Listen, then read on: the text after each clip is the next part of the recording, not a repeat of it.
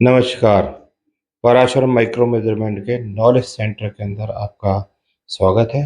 और आज हम बात करेंगे प्रेशर गेज के बारे में। हाँ, सबसे पहले आपने ये देखा होगा इंडस्ट्री में इस तरह के गेजेस हॉस्पिटल्स के अंदर और यहाँ तक कि टायर का जो प्रेशर भरते हैं उनके पास भी इस तरह के गेजेस आ जाते हैं। इनको हम प्रेशर गेज बोलते हैं। What is pressure? प्रेशर होता है force per unit area on the surface of an object जो हम लगाते हैं। प्रेशर को जो है कई कैटेगरीज में डिफाइन करा गया है। Absolute pressure, pressure gauge, gauge pressure बोलते हैं, वैक्यूम प्रेशर बोलते हैं, नेगेटिव प्रेशर होता है ये। डिफरेंशियल प्रेशर्स हो गया, एटमॉस्फेरिक प्रेशर हो गया, इसके अलावा हाइड्रोस्टैटिक प्रेशर और ब्लड प्रेशर जो आपने सुना होगा। एब्सोल्यूट प्रेशर मीन्स जहाँ पे कंप्लीट वैक्यूम हो गया, मीन्स जहाँ पे कोई भी कुछ नहीं है और वहाँ से अबव जो है वो जो रिलेट करेगा that is atmospheric pressure. Gauge pressure होता है जो हमारा एटमॉस्फेरिक प्रेशर होता है, जो हमारा जो जियोग्राफिकल हमारी लोकेशंस के ऊपर मेनली डिपेंड करता है। वहाँ से पॉजिटिव प्रेशर मीन्स कि वहाँ से पॉजिटिव साइड पे जब हम जाएंगे तो प्रेशर गेज बोलते हैं, गेज प्रेशर बोलते हैं। अगर हम उसी में ही नेगेटिव जाते हैं तो उसको नेगेटिव प्रेशर बोलते हैं। एटमॉस्फेरिक प्रेशर जो होता है ये हमारा एटमॉस्फेयर में जो नेचुरली जो एक प्रेशर है, उसको हम एटमॉस्फेरिक प्रेशर बोलते हैं और ये सी लेवल की हाइट के ऊपर डिपेंड करता है। जितना हम सी लेवल से ज़्यादा हाइट पे चलते जाएंगे एटमॉस्फेरिक प्रेशर जो है वो कम होता चला जाएगा और जितना हम सी लेवल के पास आते जाएंगे उतना एटमॉस्फेरिक प्रेशर हमारा बढ़ता जाएगा। इसी तरीके से डिफरेंशियल प्रेशर मीन्स कि दो डिफरेंट वेसल्स में, पाइप में, सिलेंडर्स में, मतलब दोनों के बीच में कितना डिफरेंस है प्रेशर्स का, मतलब that is called differential pressure. इसके अलावा हाइड्रोस्टैटिक प्रेशर जो है वो है, अगर हम उसको फिगर में दिखाएं तो जैसे ये जो हमारे डिसाइड करा, ये जो हमारा पॉइंट है जहाँ पे कंप्लीट वैक्यूम, इससे अगर हम अबव चलते हैं तो दैट इज एब्सोल्यूट प्रेशर। इसके बाद एक एटमॉस्फेरिक प्रेशर होता है जो हमारा एक मिनिमम प्रेशर जो हमारे एयर के अंदर नेचुरली डेवलप होता है। अगर हम इससे प्लस जाते हैं तो गेज प्रेशर है। अगर हम इस एटमॉस्फेरिक प्रेशर से नेगेटिव प्रेशर की तरफ आते हैं तो इसको हम वैक्यूम प्रेशर बोलते हैं। अब आपने बहुत जगह पे देखा होगा इस तरह के प्रेशर गेजेस लगे हुए, जो ये इस तरह का प्रेशर गेज होता है इसको हम डायल प्रेशर गेज बोलते हैं। ये डिजिटल प्रेशर गेज हो गया।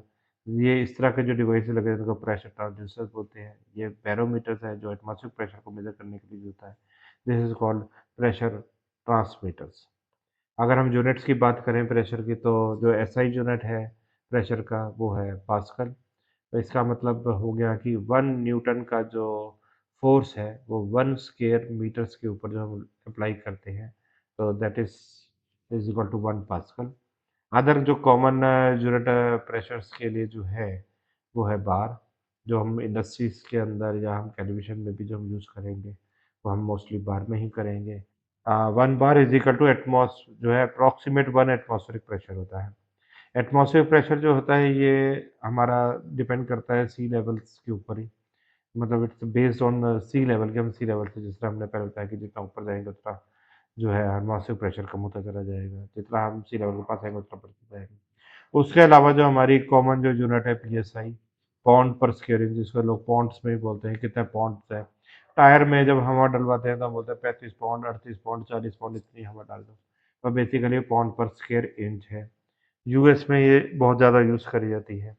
इसके अलावा जो हमारी जो नेक्स्ट यूनिट जो हम मोस्टली कॉमनली यूज़ करते हैं वो है millimetre of mercury, MM of Hg, जिसको हम टॉर भी बोलते हैं। ये मेडिकल के अंदर बहुत ज़्यादा यूज़ करी जाती है। वैक्यूम जो है वो भी एमएम ऑफ एचजी में ही ज़्यादातर हमें देखने को मिलता है। मेडिकल में अगर हम अपने मतलब बॉडी के ब्लड प्रेशर की बात करें तो हमेशा एमएम ऑफ एचजी के अंदर ही रीड आउट करा जाता है सभी जगह पे। इसके अलावा अगर हम बात करें तो हिंदुस्तान में, भारत हम देश के अंदर हमारे जो यूज़ होने वाली जो सबसे ज़्यादा कॉमन यूनिट है वो है किलोग्राम फोर्स पर स्क्वायर सेंटीमीटर, मतलब केजी पर सेंटीमीटर स्क्वायर। ये एक नॉन ऐसा यूनिट है बट क्योंकि ये इंडिया में बहुत ज़्यादा यूज़ करी जाती है, हाँ, तो इसलिए इसके बारे में बताया। इसके अलावा हमारा जो मेन कैलिब्रेशन जो है प्रेशर गेज का वो दो मेथड से होता है। एक प्रेशर कंपैरेटर पंप से होता है, एक डेड वेट टेस्टर से होता है। प्रेशर कंपैरेटर पंप दो तरह के होते हैं, न्यूमेटिक एंड हाइड्रोलिक। ये वाला जो पिक्चर में है आपके पास, ये हाइड्रोलिक है, क्योंकि इसके अंदर ये एक रिजर्वायर है जिसके अंदर हम फ्लूइड को जो है वो डालते हैं। न्यूमेटिक मतलब एयर बेस्ड चलने वाला। हाइड्रोलिक मतलब जो इसके अंदर फ्लूइड जो है वो रहेगा। अब ये फ्लूइड दो तरह से रहता है, वाटर और ऑयल। वाटर जो है बेसिकली हम फूड इंडस्ट्रीज हो गई, बेवरेजेस हो गए, और मेडिकल के लिए हमें यहाँ पर जो है वाटर जो है मतलब medium as a medium use करना चाहिए।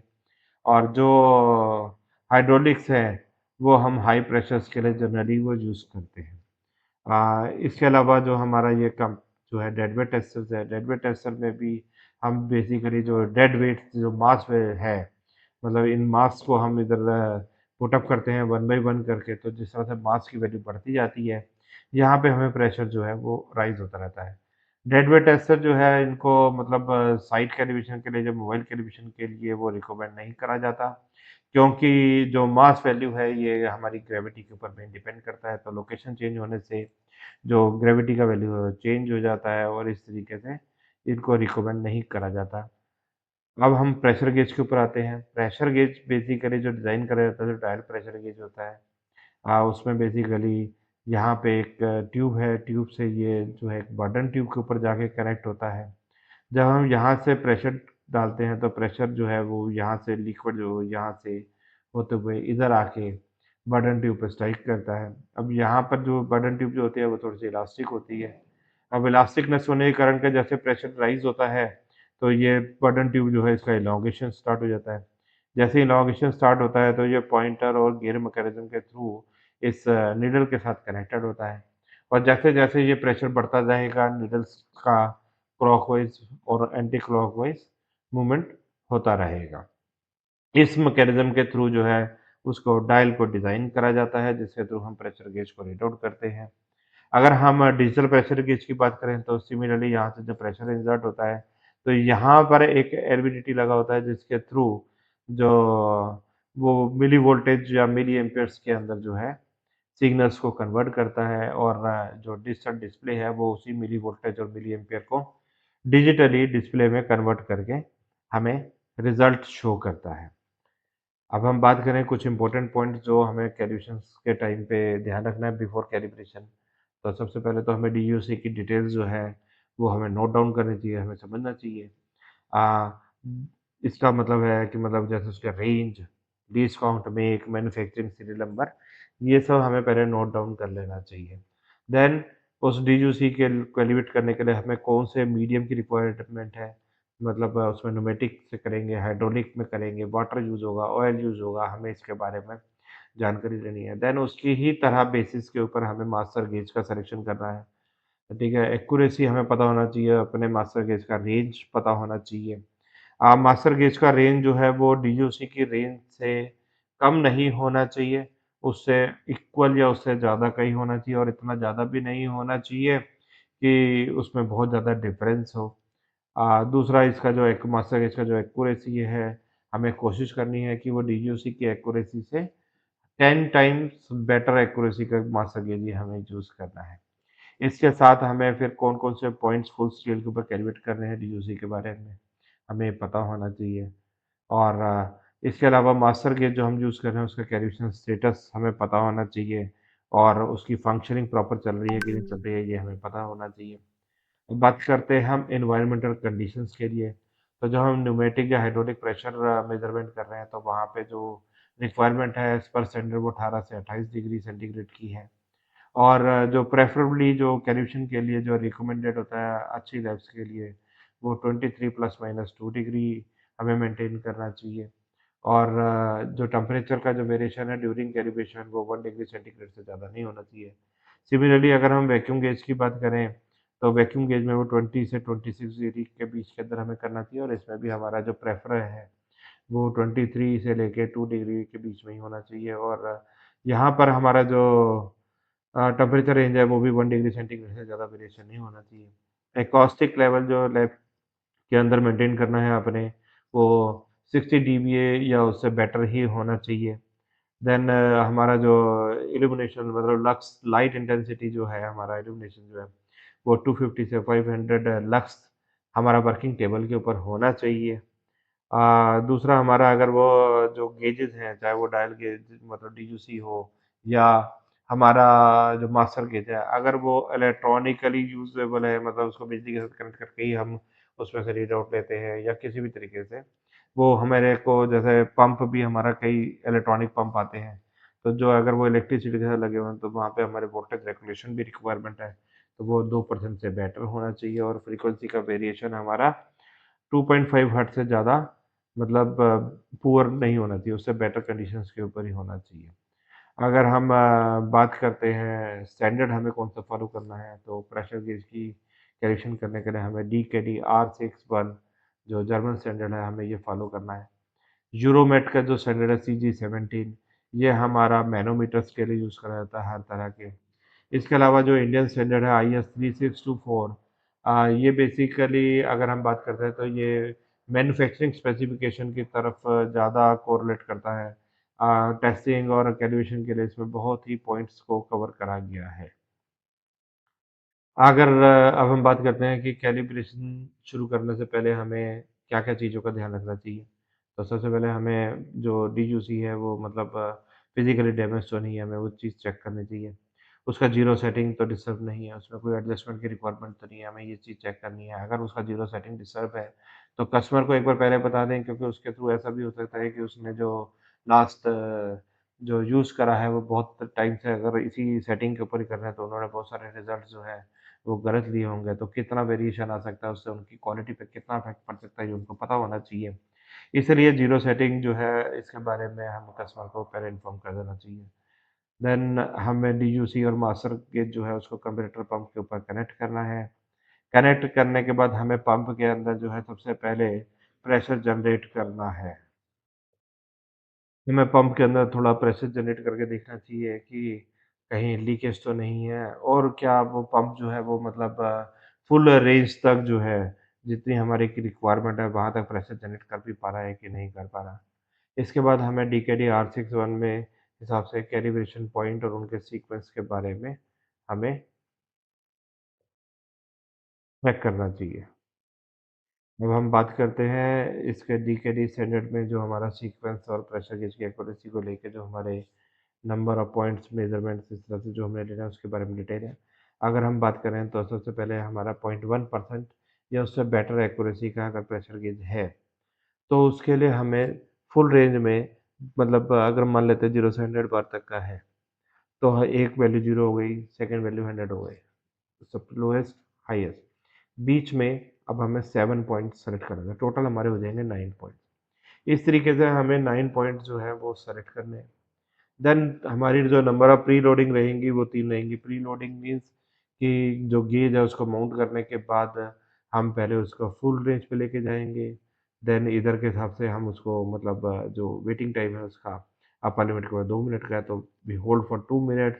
देन फिर हम उसको 0 पे लेके जाएँगे। देन हम थोड़ी देर इंतज़ार करेंगे 2 मिनट के लिए, फिर उसको फिर अपर पे लेके जाएँगे, फिर 2 मिनट होल्ड करेंगे उसको, फिर उसको दोबारा से 0 पे लेके आएँगे, फिर दोबारा उसको फुल रेंज पे लेके जाएँगे, फिर 2 मिनट होल्ड करेंगे, फिर 0 पे लेके आएँगे।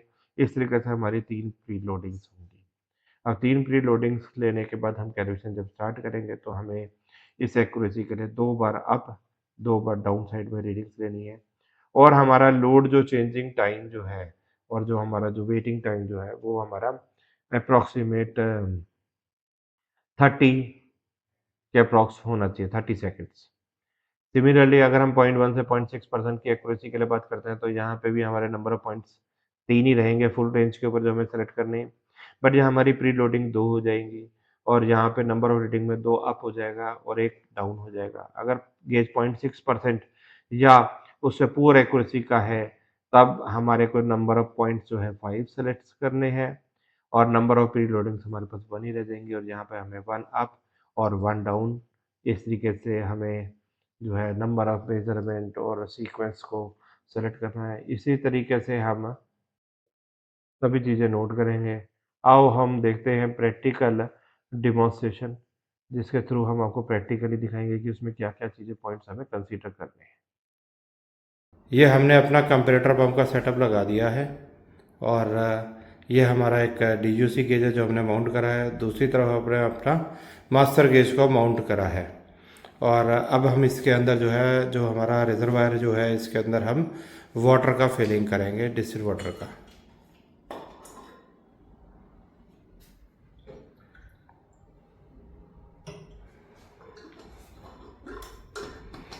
ये हमने डिस्टिल वाटर इसके अंदर फिल करा। अब हम इसको लीवर को जो है वो एंटी क्लॉकवाइज हम घुमाएंगे।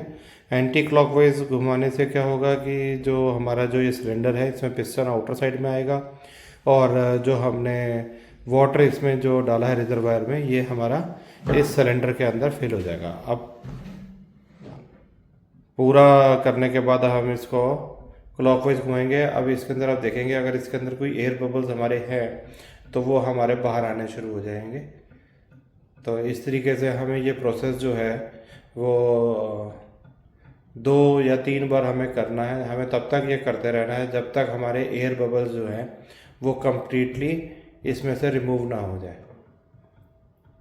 तो इस प्रोसेस को जो है हम बोलते हैं प्रेमिंग। प्रेमिंग से बेनिफिट ये होता है कि जैसे हमारा मीडियम हम वाटर यूज़ कर रहे हैं, तो अगर एयर बबल उसके अंदर आ जाएंगे तो सेकंड मीडियम जो है उसमें एयर हो जाएगा।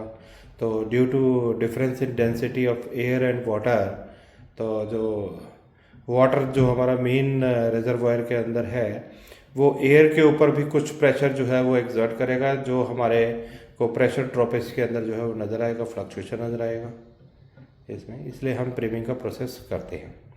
अब इस तरीके से आपने देखा कि हमारे एयर बबल जो है वो निकलने बिल्कुल बंद हो गए। अब हम इसकी कैलिब्रेशन के लिए करेंगे, क्योंकि हमारे जो ये गेज हैं ये इनकी जो एक्यूरेसी है वो DUC की वो बेटर देन 0.1% क्लास में है। तो अब हम इसके लिए जो है उस मतलब सीक्वेंस जो है वो 9 पॉइंट सेलेक्ट करेंगे कंप्लीट रेंज के ऊपर। और अब हम इसको रिजर्वायर की तरफ से पूरा क्लोज करें। जिस तरह हमने एंटी क्लॉकवाइज करके पूरा पिस्टन को आउटर साइड में ले आए। अब यहाँ से हम जो रिजर्वायर है इसके अंदर जो हमारा, जहाँ से मतलब नोजल्स के थ्रू हमारा जो लिक्विड इंसर्ट होता है, उसको हम इधर से अब क्लोज कर देंगे। हमें ये टाइटली क्लोज करना है ताकि हमारी लीकेज ना रहे। अब हमें इसमें सबसे पहले क्या करना है, अब हमें करना है प्री लोडिंग। अब हमारा, क्योंकि ये जो रेंज है ये 30 है, 30 बार, तो अब हम इसके ऊपर जो है 30 बार तक प्रेशर इंसर्ट करेंगे। और सबसे पहले हम ये देखेंगे इसमें लीकेज हो रहा है कि नहीं हो रहा, स्टेबल रिजल्ट्स आ रहे हैं कि नहीं आ रहे, हमें ये ऑब्जर्व करना है। तो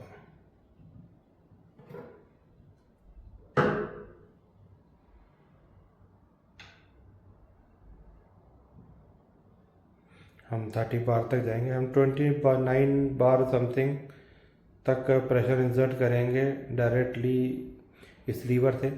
उसके बाद फाइन एडजस्टमेंट के थ्रू हम 30 बार तक जाएंगे। अभी थोड़ा और प्रेशर इंसर्ट करना पड़ेगा हमें। अब हम फाइन ट्यूनिंग जो हमारा यहाँ पर है,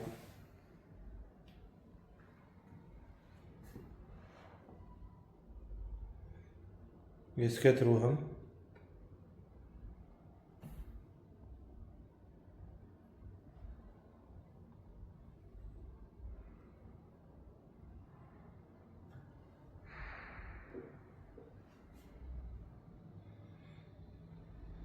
ये हमने 30 बार का प्रेशर जो है वो जनरेट कर दिया है। अब हमें 2 मिनट के लिए इसके ऊपर होल्ड करना है, इस मैक्सिमम रेंज के ऊपर। और हमें देखना है कि हमारा जो रिज़ल्ट आ रहा है, मतलब हमारा पंप जो है वो स्टेबल आउटपुट दे पाएगा कि नहीं दे पाएगा, पहले हमें वो देखना है। Wait for 2 minutes. अब जैसे कि हमारे 2 मिनट पूरे हो गए हुए हैं, अब हम इसको फिर से 0 पे लेकर जाएंगे।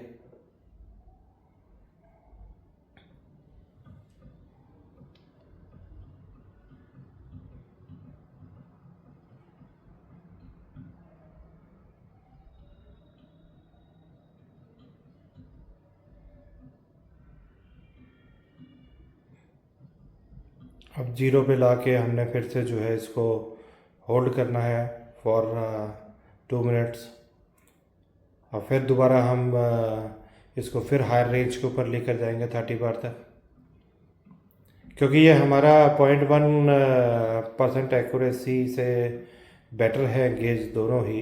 तो हमें मतलब जो प्री लोडिंग करना है वो 3 टाइम्स इसमें करना है। तो ये हमारा एक बार जो है प्री लोडिंग हुआ, सेकंड प्रोसेस कर रहे हैं प्री लोडिंग का। तो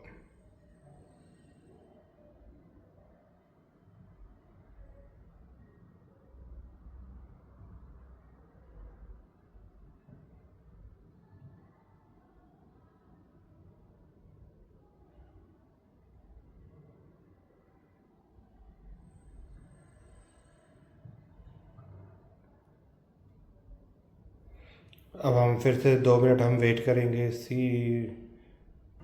पॉइंट के ऊपर ही।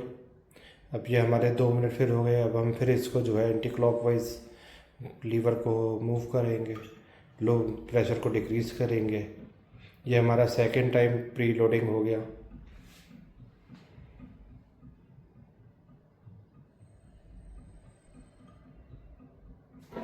इस तरीके से हमने 3 प्री लोडिंग्स कर लेनी है। अब हमने जो पॉइंट सेलेक्ट करने हैं मतलब कंप्लीट रेंज के लिए प्री लोडिंग हमें 3 बार करना है इसके अंदर। अभी आपको एक डेमो के लिए हम दिखा रहे हैं। जिस तरह से हमने एक 0 के ऊपर हमें वैल्यू चाहिए, तो वो एक हमने 0 के ऊपर ली है। अब हमें 2 बार अप पे जाना है, 2 बार डाउन पे जाना है। अब जो हम रीडिंग ले रहे हैं तो दोनों को हमने 0 करा। अब 0 करने के बाद जो हमारा जो फर्स्ट पॉइंट हमने सेलेक्ट करा है वो 3 बार्स करा है। तो हम गेज को जो है मतलब प्रेशर इंसर्ट करके हम 3 बार तक हम प्रेशर ले जाएंगे। हम मैंने जो पॉइंट सेलेक्ट करे हैं वो 3, 6, 9, 12, 15, 18 इस तरीके से करके जो है हमने 9 पॉइंट्स को जो है वो सेलेक्ट करा है इस कंप्लीट रेंज में कैलिब्रेशन करने के लिए।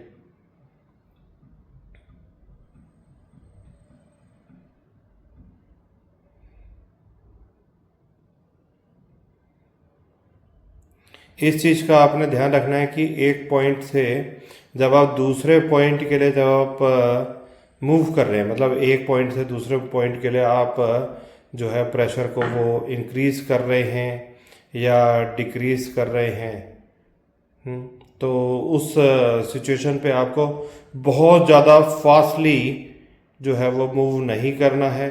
आपको धीरे धीरे ही उसको प्रेशर को जनरेट करते हुए लेके जाना है। कुछ जगहों पे हमने देखा कि वो ऑल ऑफ सडन एकदम से प्रेशर इंसर्ट करते हैं, तो हमें धीरे धीरे धीरे करके जो है प्रेशर को मूव ऑन करना है। और हमें जो ये टाइम ड्यूरेशन चाहिए ये 30 सेकंड या उससे हायर साइड के ऊपर चाहिए। अब जैसे आप देख रहे हैं तो इसमें हमने इसको 3 बार्स के ऊपर होल्ड करा। 3 बार के ऊपर हमारे जो गेज है उसके अंदर 3.0102 ये रिजल्ट्स आ रहे हैं। इसी तरीके से हमने और सभी जितनी वैल्यूज़ हैं, अब हम 3 से नेक्स्ट हमारा जो पॉइंट है वो जो है 6 बार का है। अब हम 6 बार्स के लिए रिज़ल्ट लेंगे।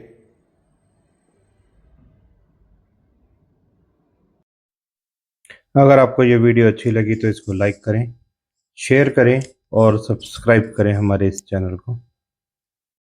अभी तक आपने देखा कि हमने इसको 0 पे और 3 बार के ऊपर रीडिंग ले लिया है। अब अगला पॉइंट हमारा 6 बार का जिसके ऊपर हम रीडिंग ले रहे हैं। इसी तरीके से हम फुल रेंज के ऊपर जो हमारे पॉइंट सेलेक्टेड है, हम सभी पॉइंट्स के ऊपर DUC का और स्टैंडर्ड का वैल्यू को नोट डाउन करेंगे प्रॉपरली। और इसके बाद हम इसका कैलकुलेशन करेंगे अनसर्टेनिटी जो हमारी मेजरमेंट में है उसको फाइंड आउट करने के लिए, ताकि हम इसको रिजल्ट्स को प्रॉपरली रिपोर्ट कर सकें। अनसर्टेनिटी कैलकुलेशन करने के लिए एक अलग सा वीडियो जो है वो हम बनाएंगे और वो वीडियो हम आपको जल्दी शेयर करेंगे। तब तक के लिए धन्यवाद।